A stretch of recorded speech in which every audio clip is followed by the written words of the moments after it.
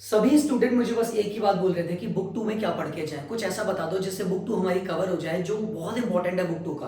तो मैं आप लोगों के लिए लेके आया हूँ बीएसटी बुक टू के 5 मोस्ट इंपॉर्टेंट क्वेश्चन। इन क्वेश्चन को आपको बहुत अच्छे से करके जाना है, आपके बुक टू के सारे की सारी चीजें कवर हो जाएंगी। अच्छे से कर लेना, उस दोस्त को शेयर कर दो जिसकी सबसे ज्यादा जरूरत है, कहीं पे सेव करके रख लो ताकि लास्ट मिनट में देख के जाओ और सारी चीजें कवर हो जाए। बात कम करेंगे, चलेंगे हमारे क्वेश्चन की तरफ। पहला क्वेश्चन आपको याद रखना है, वो है मार्केटिंग की फिलोसफीज। बहुत अच्छे से पढ़ के जाना, मार्केटिंग की फिलोसफीज। मैं आपको बता देता हूँ इसका सोल्यूशन भी। मार्केटिंग की टोटल 5 फिलोसफीज होती है, ठीक है। सबसे पहली होती है प्रोडक्ट कंसेप्ट, दूसरी होती है प्रोडक्शन कंसेप्ट, तीसरी होती है सेलिंग कंसेप्ट, चौथी होती है मार्केटिंग, और लास्ट होती है हमारी सोशल। तो टोटल हमारे कितने कंसेप्ट हुए? 5 कंसेप्ट हुए। सबसे पहला हो जाता है हमारा नंबर 1, जिसको बोलते हैं प्रोडक्ट कंसेप्ट, नंबर 2 प्रोडक्शन, तीसरा सेलिंग, चौथा मार्केटिंग और पांचवा सोशल। बड़े ही ध्यान से सुनना। सबसे पहले प्रोडक्शन कंसेप्ट क्या बोलता है?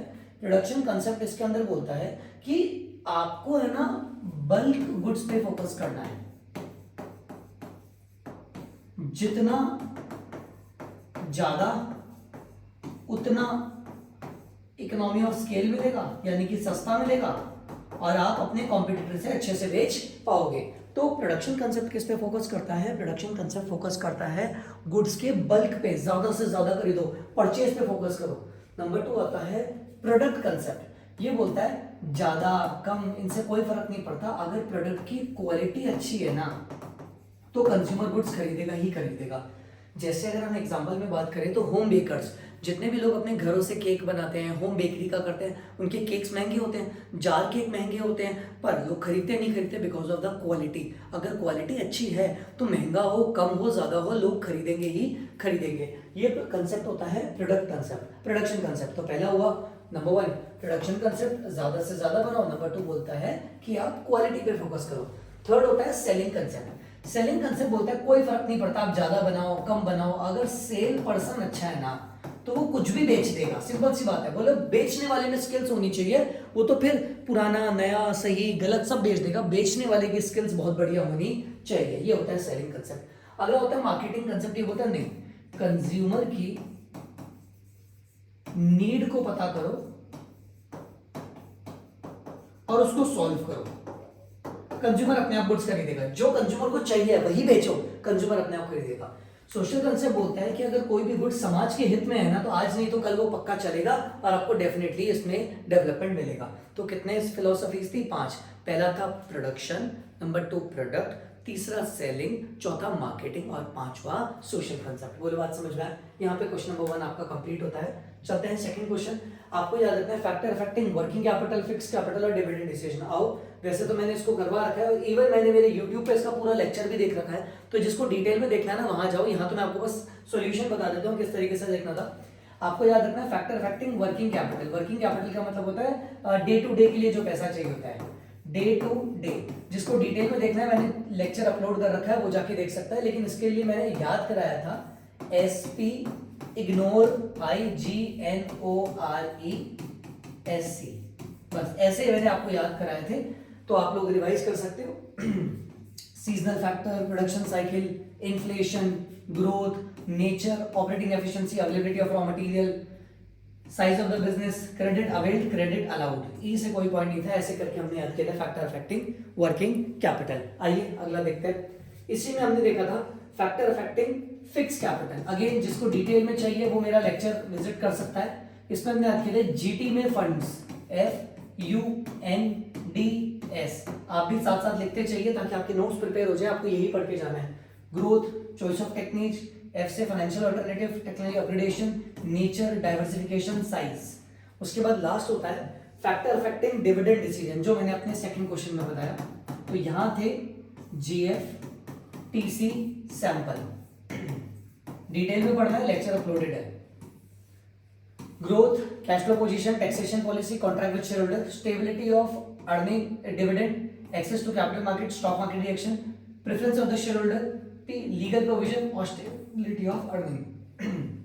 ये खत्म होता है हमारा क्वेश्चन नंबर 2, यानी कि factor affecting working capital, factor affecting fix capital और फैक्टर अफेक्टिंग डिविडेंड डिसीजन। अगला question number 3, importance of CPA.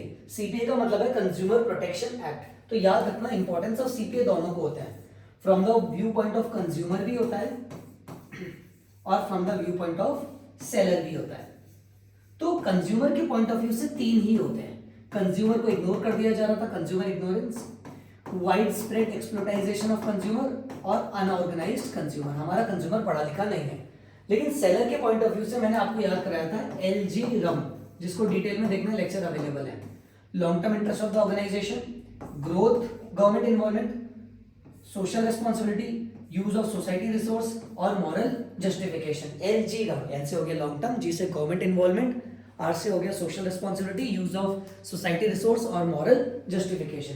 Consumer के राइट्स मैंने आपको याद दिलाया थे कि सारे अमीर लोगों को अपने राइट्स पता है, तो RICHES, right to seek redressal, right to inform, right to choose, right to hear, right to educate और राइट ऑफ सेफ्टी। रिस्पॉन्सिबिलिटी क्या होती है ये बड़े ध्यान से सीख लीजिए। अगर मैं कंज्यूमर को गोल्ड खरीदने जा रहा हूं तो मैं क्या क्या बातों का ध्यान दूंगा। सेलर रजिस्टर्ड होना चाहिए, मैं उससे बिल जरूर लूंगा जिसको कैश मेमो बोलते हैं, मैं देखूंगा साइंड है या नहीं है, आज गोल्ड की रेट क्या चल रही है ये देखूंगा, है ना। उसके बाद मैं देखूंगा प्रॉपर्ली साइन डेटेड के साथ साथ एक और चीज देखूंगा कि आज गोल्ड की रेट क्या चल रही है, और साथ साथ में देखूंगा हॉलमार्क का साइन है या नहीं है। ये सारी एक कंज्यूमर की रिस्पॉन्सिबिलिटी होती है, जिसको एक और चीज बोली जाती है, that is caveat emptor, let the buyer be aware, buyer को अवेयर रहने दीजिए। क्लियर। चौथा, function of SEBI and stock exchange. मेरी नजरों में मोस्ट इंपॉर्टेंट क्वेश्चन है, आप इसको बहुत बहुत बहुत अच्छे से देख के जाओगे। Function of SEBI, security exchange board of India सारे स्टॉक एक्सचेंज को यही चलाता है, तो बेचारे को डर रहता है कि कहीं हमारा डेटा चोरी ना हो जाए, इसलिए सेबी ने बस एक ही काम कर रखा है फंक्शन, उसने डिजास्टर रिकवरी प्लान बना रखा है। क्या बना रखा है? डिजास्टर रिकवरी प्लान, यानी कि DRP। डी से हो जाता है डेवलपिंग फंक्शन, आर से हो जाता है रेगुलेटरी और पी से हो जाता है प्रोटेक्टिव। इन सब के अंदर भी दो तीन है, तो आपको बहुत अच्छे से पढ़ के जाने पड़ेंगे। जिसको पढ़ने हैं मेरे लेक्चर्स में गिवन है, प्लीज जरा ध्यान से देख लेना। स्टॉक एक्सचेंज के फंक्शन मैंने आपको याद कराया था, स्टॉक एक्सचेंज तो सारी कंपनियों को देखना पड़ता है, तो स्टॉक एक्सचेंज ने क्या लगा दिया? स्पेक्स लगा दिया, SPECS, स्पेक्स लगा रखा है, याद करा दिया था इससे। दैट इज प्राइसिंग डिस्कवरी, है ना, इक्विटी कल्ट हो गया, कंट्रीब्यूशन इकोनॉमिक ग्रोथ हो गया, और एक हो जाता है क्या कहते हैं, ऐसे हो जाएगा स्टॉक स्पेकुलेशन हो गया। तो ये सारे के सारे हमारे क्या हो जाएंगे इसके फंक्शन, SPECS। ठीक है। उसके बाद शॉर्ट नोट देखना है, सबसे पहले हमारे को देखना है ट्रेडिंग प्रोसीजर, ये बहुत अच्छे से आना चाहिए। इसमें क्या होता है, सबसे पहले आप एक ब्रोकर को अपॉइंट करते हो, ब्रोकर जैसे ही अपॉइंट हो गया वो आपका डीमैट अकाउंट खोल देगा। उसके बाद आप उसको प्लेसिंग एन ऑर्डर के लिए बोलोगे, वो एग्जीक्यूट मैच करता है और फिर एग्जीक्यूट करता है, आपको कॉन्ट्रैक्ट नोट देता है और डिलीवरी ऑफ द शेयर हो जाती है। हाँ ठीक है, और सेटलमेंट ऑफ द डीड हो जाती है, मतलब डील हो जाती है सेटलमेंट, और ये होती है T+2 में, ट्रांजेक्शन प्लस 2 दिन एक्स्ट्रा। ठीक है। पर्सनल सेलिंग और एडवर्टाइजमेंट में डिफरेंस बहुत इंपॉर्टेंट है, ध्यान से पढ़ के जाना। मैंने इसके लिए आपको याद कराया था RCFM। ठीक है। लास्ट था फाइनेंशियल प्लानिंग के importance, again most important question है, ध्यान से देख के जाना। और इसके अंदर मैंने आपको याद दिलाया था, याद है क्या दिलाया था?